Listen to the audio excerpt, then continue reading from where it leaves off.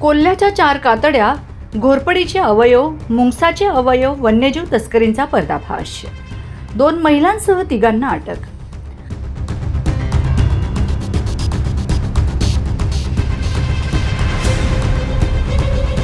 नंदुरबार शहरात वन्यजीवांच्या अवयवांची अवैध तस्करी करणाऱ्या एका मोठ्या टोळीचा वन विभाग आणि मुंबईच्या वाईल्ड लाईफ क्राईम कंट्रोल ब्युरोच्या पथकाने संयुक्त कारवाई करत पर्दाफाश केला आहे.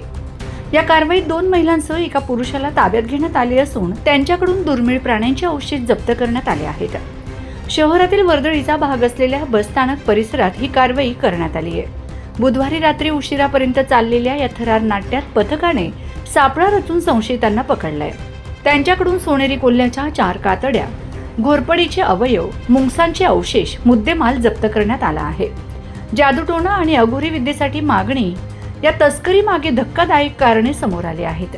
जप्त केलेले अवयव प्रामुख्याने अघोरी विद्या, जादूटोणा आणि वशीकरण यांसारख्या कामांसाठी वापरले जातात. कोल्हा आणि घोरपड. कोल्ह्याची CR शिंगी आणि घोरपडीची हत्या जोडी. नर घोरपडीचे जननेंद्रिय यांना गुप्तधनाच्या लालसेपोटी तांत्रिक विधीमध्ये मोठी मागणी असते. यासाठी लाखो रुपयांची उलाढाल होते. मुंगसाची हत्या. मुंगसाच्या केसांचा वापर महागडे पेंट ब्रश बनवण्यासाठी केला जातो.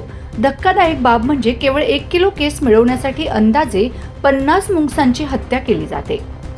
नंदुरबार जिल्हा हा 3 राज्यांच्या सीमांवर वसलेला असल्याने वन्य प्राण्यांची तुकड्या तस्करी करण्यासाठी तस्करांकडून या मार्गाचा मोठ्या प्रमाणावर वापर केला जात असल्याचं समोर आलं आहे. वन्यजीव रक्षणाच्या दृष्टीने ही दुसरी मोठी कारवाई आहे.